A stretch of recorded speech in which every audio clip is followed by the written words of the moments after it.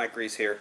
Yeah, I want to talk about something that I continue to see in certain communities, and I don't know if it's just if it's martial arts related or if it's tactical. That these guys who want to rely more on pistols more than anything else, they think that this is the only way. Now, sadly, I've heard many of them say the same thing. You need good hand skills to be able to access your weapon, and this is true. If you do not have a close quarters answer before you reach your weapon, you may not be able to get to your weapon beforehand, and you may not even know you need it until then. So, but this constant thing about eye jabs and eye gouges being ineffective. Now, there's certain parts to that, portions of that I can kind of buy into. An eye gouge, eye jabs that are just ridiculous. Now, this is based off of a video that was done, and what she was doing was ridiculous. Because the reason why it was ridiculous wasn't because the eye jab in itself, the eye jab strike in itself is an ineffective tool. Eye jabs are essentially good for, if you look on YouTube, you find the Green Beret, or whatever it was, he's an army guy, I know that much. Basically, I think he's a Kung Fu Sensu guy, and he just basically jabs the guy real quick in his face, ends the fight. Just wham, just as hard as he can, just jamming his fingers in. Now, he spread out his fingers, and went in as hard as he could, and just got a hold of an eye. That it's an effective movement. If you learn how to get your hand out there and get it with a decent strike, you can strike the eye fast. You can use two fingers. You can use, you can use a spear hand. You can use things like that. You can just use whatever gets into an eye socket. You can spread out your fingers so that way you're not jamming your fingers all in one spot and possibly hitting the bridge of the nose, which jams your fingers. But actually, wham, hitting the whole face, getting your fingers into their eyes. Now, she was doing this. Like, she's going to have, kind of a wiki kind of, I don't know what it was, but it's this movement here. You're never going to get more than, you're not going to get with an eye jab, that eye flick, the eye whatever, you're not going to get more than one shot. And this is where I see the ineffectiveness of people doing it over and over. Doing it over and over, you're never going to land it well enough. You're never going to do that. It's never going to work. But an eye jab is going to work. Like, if I just sat there and I'm like looking at the camera right now and I jam my fingers right in the eyes, the head's going to jerk back, and trust me, the pain, especially if you jam it hard, the pain is horrible. Now you got to ask yourself, though, is the person on drugs? Because now all you've done is probably tick this person off. And if they just got mad, now you got a situation. But you've got his head back, and that's what you want. You want them in a retreating motion. Going this way and doing over and over isn't going to work. That's where the ineffectiveness comes. Because of the head jerking back, them covering their face, them moving their head away from the pain, which is psychologically what the body does. It's an automatic reflex that they're like, and they try to back away, and they move their head away, where it's pain, like pain hits. If it hits this eye, they jerk that side away, and they cover their face, anticipating more attacks, and their head goes back and pulls away. It's a reflex. But so that means you're not going to get a good follow-up after that. And if you do, he gets it, and they go like this. Eventually, they will just stop. Because if you get like that, and they stand there and they just go, ugh, and they're still trying to fight you, and they drop their hands again, and you better have a better follow-up than just another eye jab. Chin jabbing them, neck strikes, anything that could drop them a little bit faster and a little bit better than an eye jab is there. so there's those effects. Okay, so you got to understand how these things work. You can't just tell someone that, hey, I jab. It works all the time. It's gonna be there. It's gonna be like that all the time. And you jab them, and like then sell your product, whatever it might be. It's not. It's not that. It's not gonna be like that. It's not. It's just not. It's not how fights work. Fights are chaotic. They're crazy. They're madness.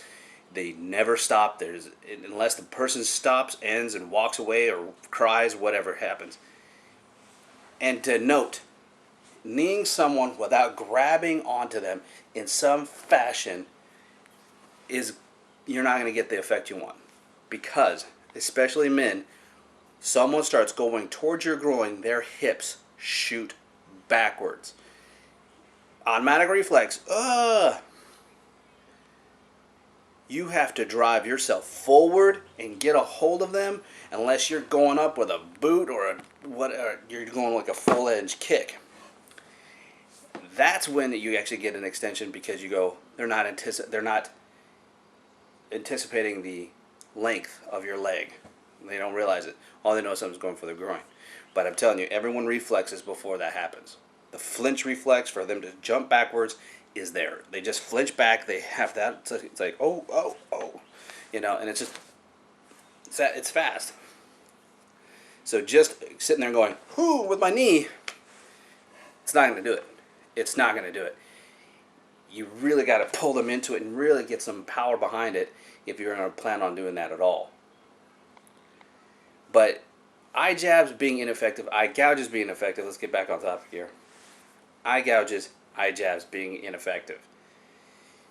Eye gouges can only be effective if you got a hold of them and their head, once their head starts going back, you can still have a hold of their head. If they're too tall and they move away, or whatever the case might be, this no longer becomes effective. Reaching behind you is not an effective eye gouge.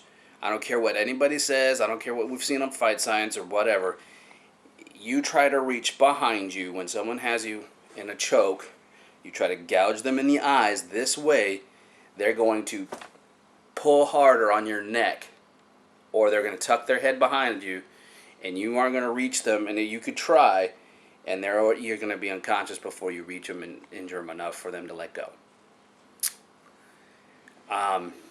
This is where I have a big issue with some of the things that people say work, and it's because if I got an eye gouge, it better be because I have this person here and I've got them in front of me.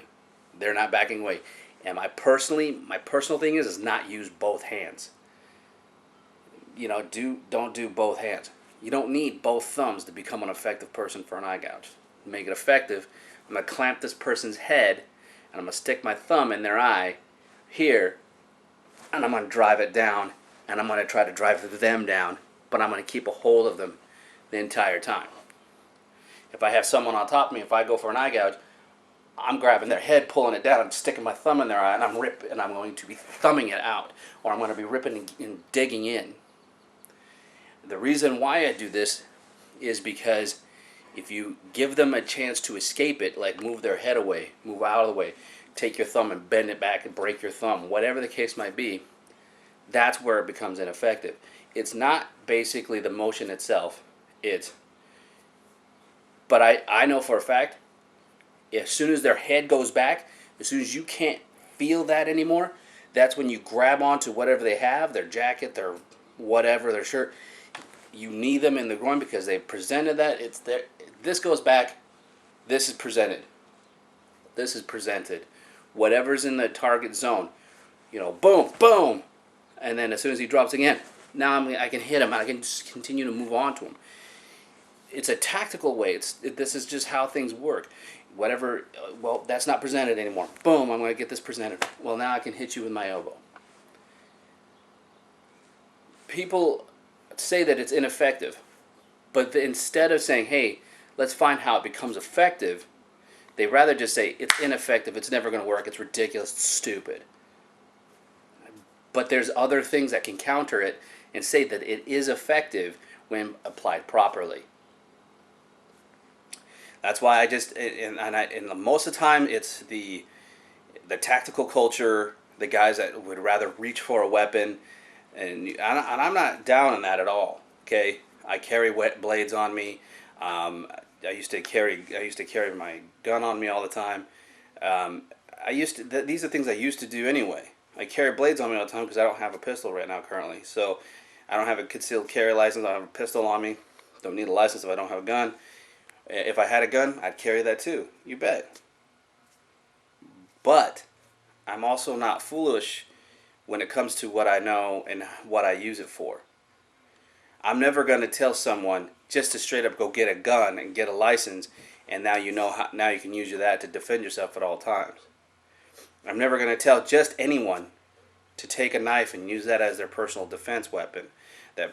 Because the simple fact is if you have no intention whatsoever to use that, and know that the whole mental ramification of what it's going to feel like when you stick a blade into someone, cut someone, let's see the blood spurting out across onto your hand, let it ooze down your blade and onto your hand, maybe even spurt into your face, onto the floor, wherever.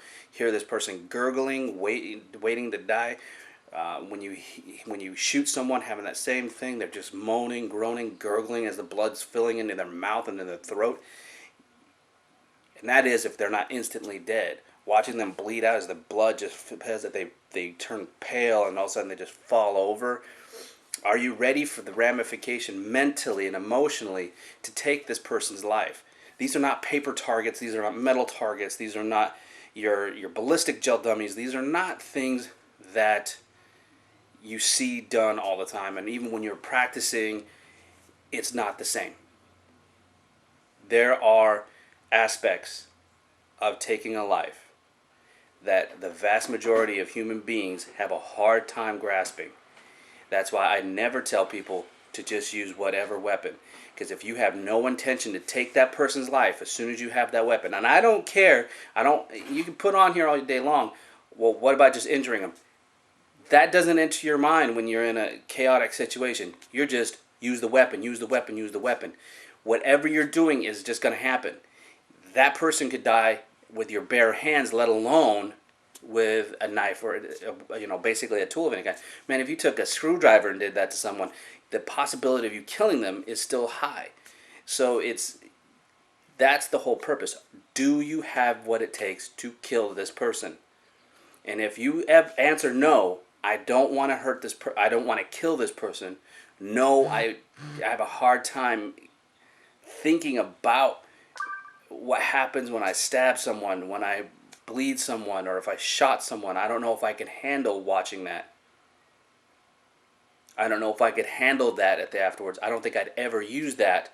I would pull it. I just want to do it to threaten them. If that's the only thing you're doing it for, then I have to say it's better for you not to have a weapon. It's better for you to find a stun gun, a taser, pepper spray, something that is less lethal. Batons, and get training on how to use this stuff and utilize that stuff in your training and utilize that stuff as your actual tools. And the reason why is because that's what you're actually going to use. Those things you're like, hey, I know he's not going to die if I hit them with this. But even then, not a guarantee. Spray the guy in his face, turns around, hits something, falls down, cracks his head on steam, and he dies. So it's like there's never a guarantee on any of this. It's just there's less lethal options and then there's lethal options. That's it. Okay? So if you don't see yourself ever wanting to go lethal, I highly recommend never getting a knife or a gun for your personal protection because you won't use it.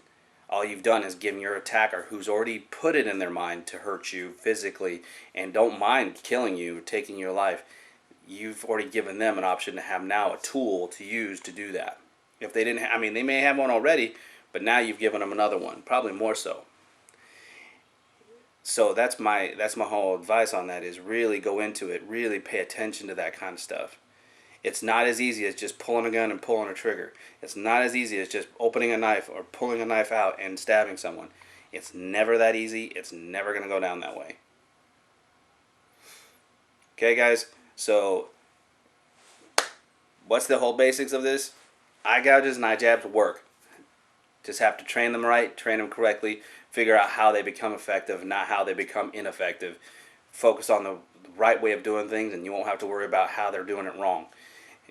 Weapon wise, don't get involved. Don't just say a weapon's going to be or solve all anyways, because it's not going to solve anything if you don't ever intend on using it what it's used for. So to take those lessons for their worth. But hey, I'd like to see what your comments are down below. We'll talk to you later.